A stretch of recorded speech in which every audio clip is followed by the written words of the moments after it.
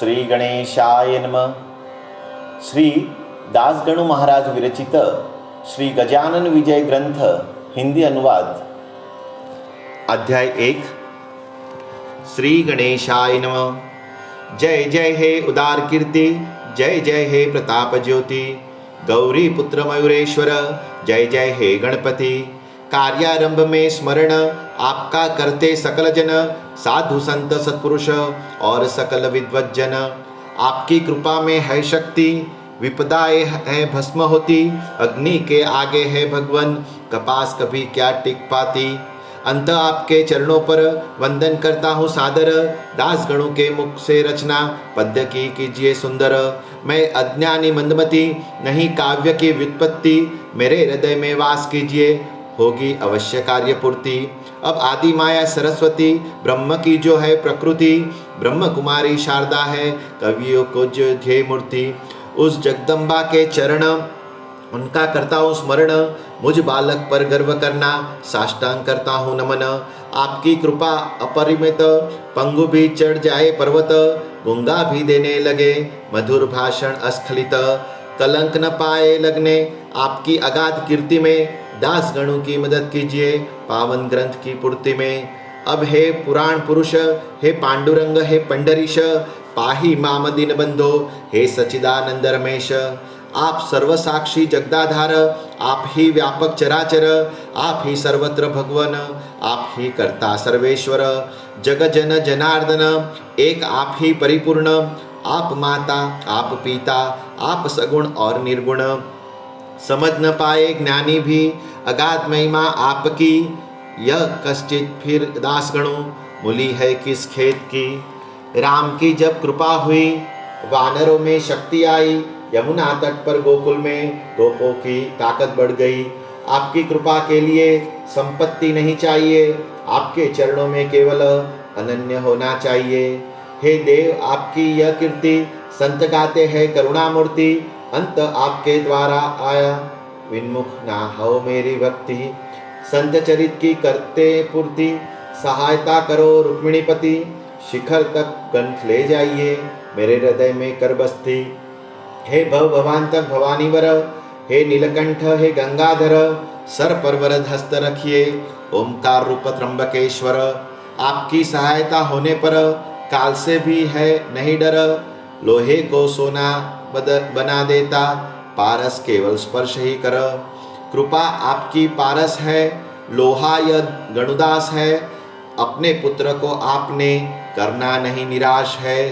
असंभव कुछ आपको नहीं, सब है आपके हाथ में ही, ग्रंथ सुगम लिखवाइए मैं हूँ अबालक आपका ही। मेरे कुल की कुलदेवता, कोल्हापुरवासी जगन्माता, मंगल कामना से उनके चरणों पर हूँ रखता माथा। हे दुर्गे तुलजा भवानी, हे अपर्णे अम्बे मुडानी, दास गणों के मस्तक पर रखिए आप वरद पाणी। वंदन अब दत्तात्रेय को, शीघ्र ही वन देता आप मुझको, श्री गजानन चरित्र गाने देना स्फूर्ति दास गणों को। अब शांडिल्यादि ऋषिवर, वशिष्ठ गौतम पराशर, ज्ञान सविता शंकराचार्य, इनको मेरा प्रणाम सादर। अब संत महंतों को वंदन स्मर कर चरणों को, ग्रंथ लेखन करवाइए पकड़कर मेरे हाथों को। गहिनी निवृत्ति ज्ञानेश्वर, श्री तुकाराम देहुकर, और रामदास को नमन तरने भावधि के पार। हे शिरडी कर साई समर्थ, वामन शास्त्री पुण्यवंत, दास गणों को अभयदान देना आप सारे संत। आपकी कृपा से करुणा कर, बोलूँगा वचन यहाँ पर, दास गणु बालक आपका कठोर नहीं होना उस पर। जो सच्चा वात्सल्य रहता वही तो बोलना सिखाता, आपका और मेरा भी है पुत्र और माता का नाता। कलम तो है केवल लिखती, उसमें नहीं रहती शक्ति, ग्रंथ लेखन के कार्य में वह तो मात्र साधन बनती। दास गणु तो कलम है बना, आप इसको धारण करना, रसमय ग्रंथ की रचना हेतु आपसे यह नम्र प्रार्थना।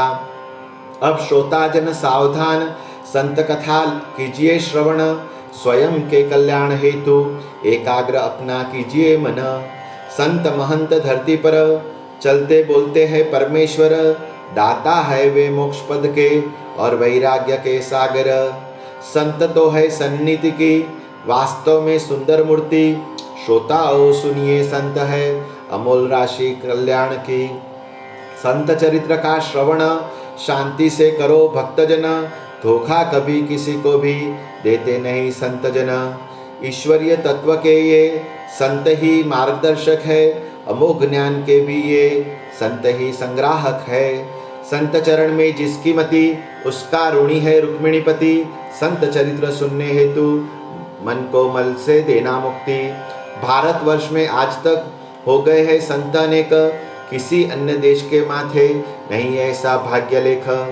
जम्बूद्वीप पुरातन है अतिशय धन्य, सारे सुख समृद्धि का भंडार है असामान्य।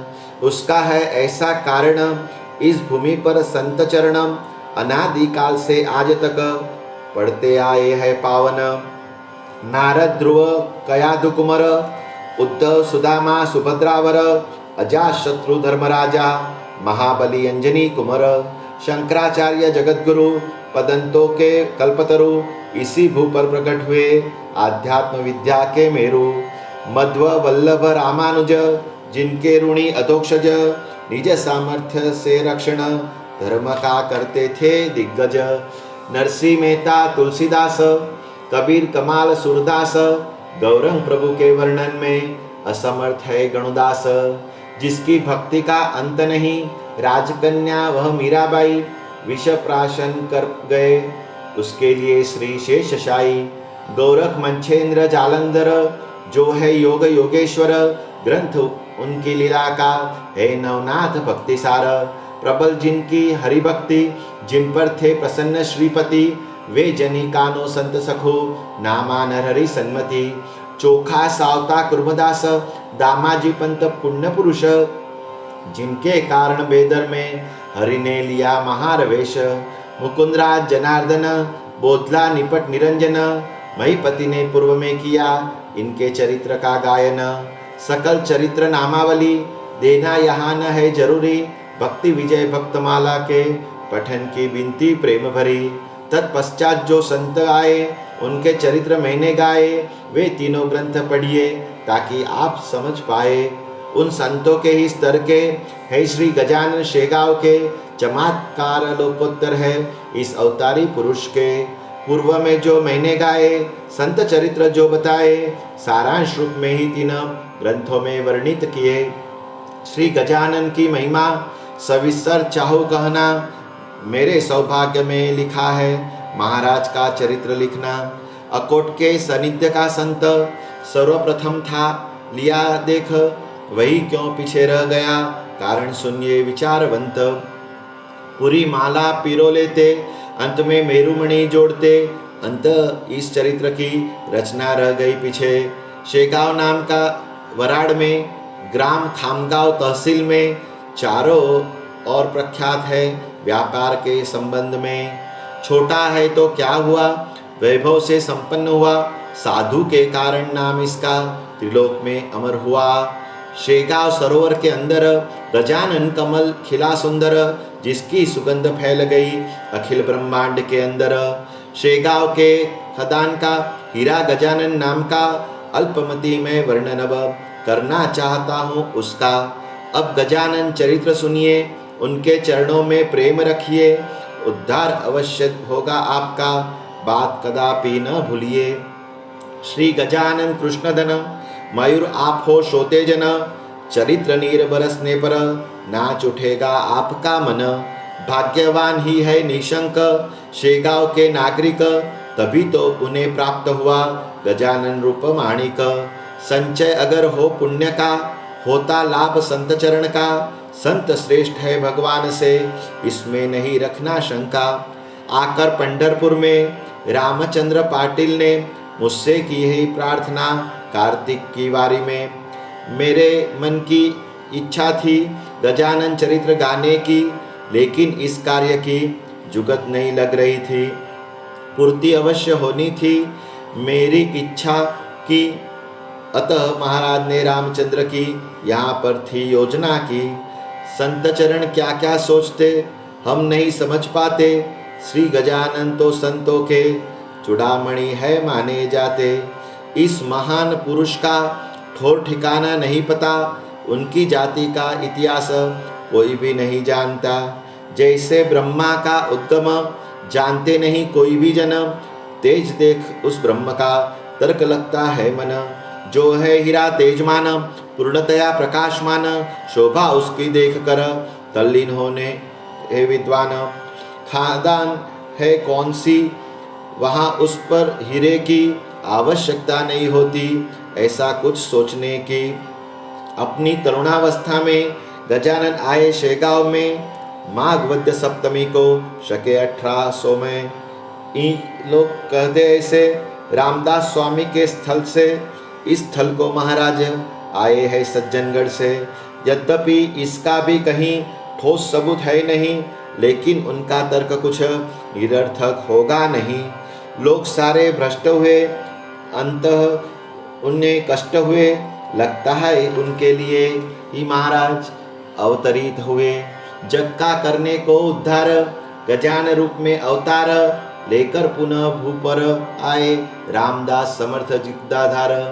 किसी कलेवर के अंदर योगी लेता है प्रवेश कर, ऐसे कितने ही चमत्कार जगत गुरु ने दिखाए कर।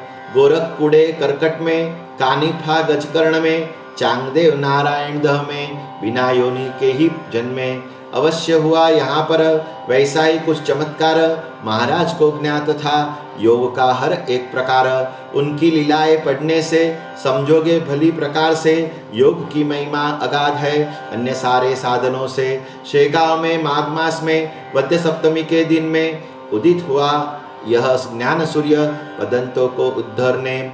उस समय की समक कथा आपको मैं कथन करता। एक भाविक सज्जन थे, देवीदास नाम था जिनका। देवीदास सद्गृहस्थ थे, पातुरकर के वंशज थे, माध्यम दिन जिनकी शाखा, मठ के वे अधिपति थे। उनके एक पुत्र की उस दिन ऋतु शांति थी, इस कारण भोजन की तैयारियां चल रही थी। जूठी पत्तले रास्ते पर फेंक दी थी इधर उधर। उस देवीदास विप्र के घर के सामने ढेर भर श्री गजानन योगीवर बैठे थे उसी स्थान पर। केवल एक पुरानी बंडी दिख रही थी तन पर, अन्य कोई भी उपाधि पास में न दिखाई दी। पानी पीने हेतु केवल एक तुंबे की व्यवस्था थी। कच्ची चिलम हाथ में बनाई थी जो स्वयं उन्होंने, जो नहीं सेकी गई थी किसी कुंभार की भट्टी में। दृष्टि केंद्रित नासाग्र पर, शांति छाई थी मुद्रा पर।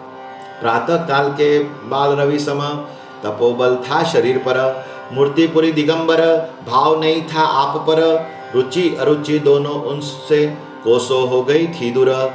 ऐसे थे योगी गुरुवर, ढूंढ रहे कुछ पत्तल पर। अपनी ही लीला में मग्न बैठ गए थे रास्ते पर। चावल का दाना देखते शीघ्र मुंह में डाल लेते। अन्न ही पर ब्रह्म है यह संदेश सभी को थे देते। श्रुति में यह कहा है अन्न ही तो है ब्रह्म, अन्नम ब्रह्मति ऐसी उक्ति उपनिषदों में भी है। उसी का दृष्टांत देने दाना दाना लगे उठाने पर सामान्य जन कहाँ भावार्थ को लगे समझने।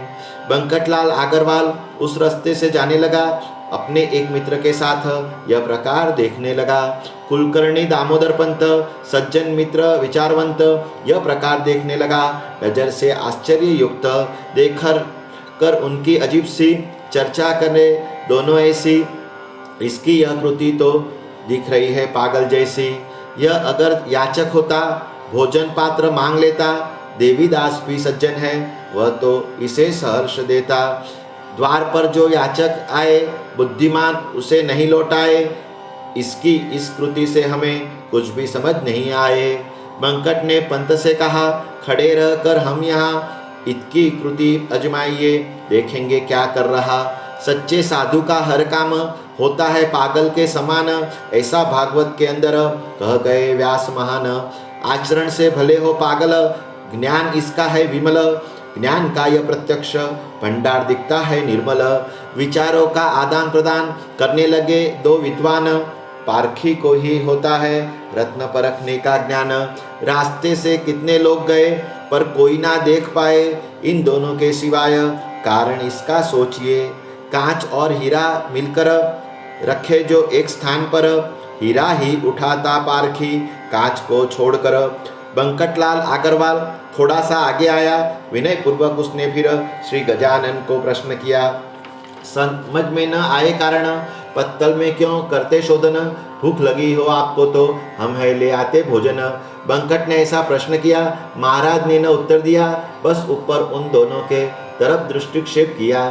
बाजुए गर्दन दमदार, कांति सतेज मनोहर, चौड़ा सीना और भौहों में दृष्टि हो गई थी स्थिर। स्वयं में ही लीन हुआ ऐसा योगी देख लिया। मन में ही संतुष्ट होकर मौन रह वंदन किया। फिर देवीदास बुआ को विनती की ले आने को। एक पात्र भर प्रेम से ले आना इसके भोजन को। देवीदास ने वैसा किया। एक थाल परोस लिया, पकवानों से भरकर महाराज को अर्पण किया। भोजन को बैठे समर्थ, जहाँ रखा हुआ था पात्र, रुचि या अरुचि मन में बची नहीं थी लेश मात्र। ब्रह्मरस की अनुपम पीकर तृप्त हो जिसका मन, मामूली खीर उसको दिया दे सकती आनंद परम। जो सार्वभौम नृपवर उसे मिले जागीर अगर, भूषण नहीं उसे उसका राज उसका सारे जग पर। पकवानों को एक किया, स्वाद पर न ध्यान दिया, दोपहर के समय को जठराग्नि तृप्त किया। यह देखकर पंत से किया भाषण बंकट ने, इसे पागल समझकर बड़ी भूल की है हमने। सुभद्रा को जब देख लिया, द्वारका में अर्जुन पागल हुआ, निरर्थक कार्य करने लगा, व्यवहार सारा भूल गया। ज्ञानी के भाव पागल हुए, मुक्ति रूप सुभद्रा के लिए इसकी कसौटी लेना उचित नहीं हमारे लिए। धन्य आपका शेगांव ग्राम, दृष्टि से देखा कैवल्य धाम, श्री हरि ने दिया है जिसे निरीक्ष ऐसा पदनाम। सूर्य था माथे पर आया, भूमि भाग था तप्त हुआ, पेड़ों पर जाकर हर पक्षी ने आश्रय लिया। ऐसी भरी धूप में यह बैठा आनंद में, यह साक्षात ब्रह्म है, भय न बचा इसके मन में। इसने भरपेट किया भोजन, तुम्बे में नहीं जल का कण, अंत पेय जल की व्यवस्था चलो करते हम दोनों जना। पूछने लगे दामोदर, तुम्बे में नहीं जरा निर, मर्जी हो तो जल से लेकर दास अभी होगा हाजिर। भाषण उनका सुन लिया। महाराज ने हास्य किया, आपको कथन करता हूँ। उन्होंने जो उत्तर दिया, तुम्हें अगर लगे जरूरी तो लाओ पिलाओ वारी, एक ब्रह्म ने ही देखो व्यापली है दुनिया सारी। तुम और मैं ऐसा कोई भेद यहाँ रहा नहीं, पर ज्ञानियों ने व्यवहार निभाना तो चाहिए ही। शरीर ने है खाया खाना, अंतः चाहिए पानी पीना, ज्ञानियों को यह व्यवहार अवश्य ही चाहिए जानना। अतः तुम्हारी बुद्धि को जरूरी लग रहा हो तो व्यवस्था करो पानी की, लाओ पिला दो मुझको। सुनकर उनका भाषण हर्षित हुआ दोनों का मन। बंकट कहे पंत को, अपना धन्य है भाग्य और जीवन। पानी लाने दामोदर गए शीघ्र घर के अंदर, इतने में सुनिए क्या घटित हुआ रास्ते पर। वहाँ कुएं के बाजू में गंदा पानी था कुंडी में, सारे जानवर वहाँ पर पहुँच जाते पानी पीने। वही पानी लिया पी, तृप्ति की डकार दी। महाराज ने उतने में आ गए दामोदर भी। महाराज वह गंदा जल डालिए ना मुंह में अंदर, इस जल को तो पी सकते केवल पक्षी और जानवर। लीजिए मैं लाया यह जल, स्वाद में मधुर और शीतल, युक्त है खस की सुगंध से, ऊपर से है अति निर्मल। भाषण यह सुनकर बोले महाराज सत्वर, मुझे विश्वास नहीं तुम्हारे व्यावहारिक तर्क पर। चराचर जो यह जगत है एक ब्रह्म से व्याप्त है, यहाँ समल निमल सुवासिक ऐसा कोई नहीं फर्क। पानी भी तो वही है, निर्मल मलिन वही है, सुगंध दुर्गंध इन दोनों रूपों में ही वही है। इसको जो पी लेता उससे इससे अलग न होता। नर के जन्म में ईश्वरीय कर्म दिखाई देता है, उसको छोड़ सारे जना व्यवहार में लगाते मन। थोड़ा विचार करो कहाँ से जग हुआ है उत्पन्न। सुनकर समर्थ के वचन गदगद हुआ उनका मन, अनन्य भाव से पकड़ना चाहते समर्थ के चरण। उनका मंतव्य जानकर महाराज निकले दौड़ कर, वायु की गति को अवरोध कौन भला सकता है कर। इसके आगे का वृतांत दूसरे अध्याय में साधंत निवेदित होगा, सुनिए आप। श्रोता जन श्रद्धावंत श्री गजानन विजय ग्रंथ भक्तों को दे सुख अत्यंत। करे दास गणों यह विनती ईश्वर को जोड़ दोनों हस्त। शुभम भवतु श्री हरिहरार्पणमस्तु। इति श्री गजानन विजय ग्रंथस्य प्रथमो अध्याय समाप्त। समर्थ सद्गुरु श्री गजानन महाराज की जय।